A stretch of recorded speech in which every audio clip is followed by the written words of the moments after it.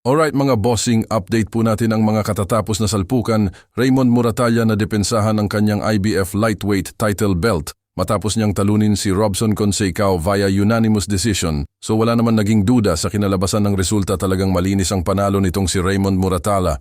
Pero sa isang interview kay Moratalla, may inamin siya mga boss na nahihirapan daw siya kunin ang timbang sa lightweight division 135 pounds kaya nagbabalak na daw siyang umakyat sa super lightweight. May bagong kartada ngayon si Moratalla na 25 wins, 17 KOs walang talo.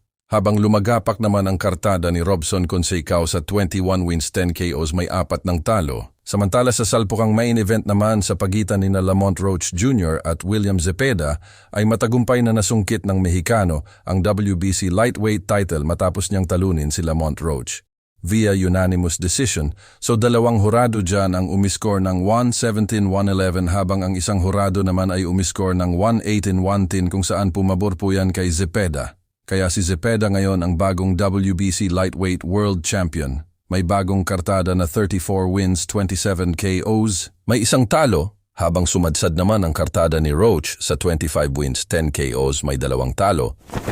Hindi ko makakalimutan sa buong buhay ko mga idol. Dito ko napatunayan kung gaano kabait ang pamilya Casimero.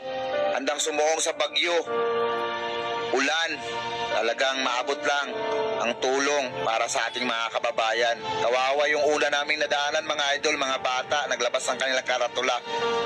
Kaya ang Team Casimero, di na nag-atubili, binigay na diretso yung dala naming relief food.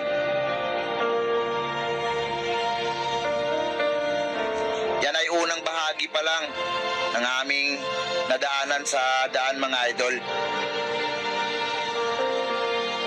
Bali dito nagsasalita na si Champ General Casimero kung paano namin ibigay at i-distribute para magiging pantay-pantay ang lahat mga kabatang Mindanao.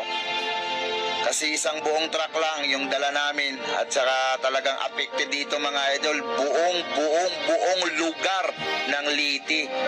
Kaya kinakailangan namin magplano dito mga idol, mga kabatang Mindanao, kung paano namin maiabot yung tulong namin. At dito nagsasalita na si Champ General Casimero sa aming pinagdaanan. At tapos may maabutin kami ng baha. Kita nyo naman kanina, tumahan kami ng baha.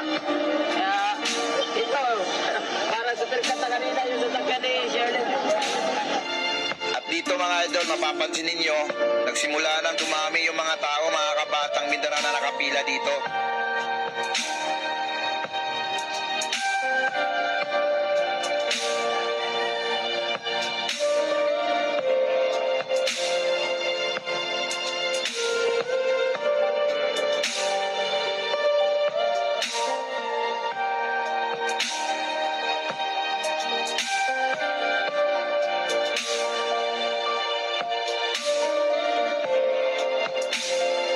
Dito sa kabila mga idol, kung mapapansin ninyo, kahit sa gitna ng ulan, sa kanilang pinagdaanan ng bagyo mga kabatang Mindanao, mapapansin ninyo yung saya, ngiti, dahil nakita nila si Champ General Casimero na talagang hindi sila pinabayaan.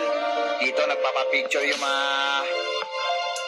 kabataan, mga kabatang Mindanao.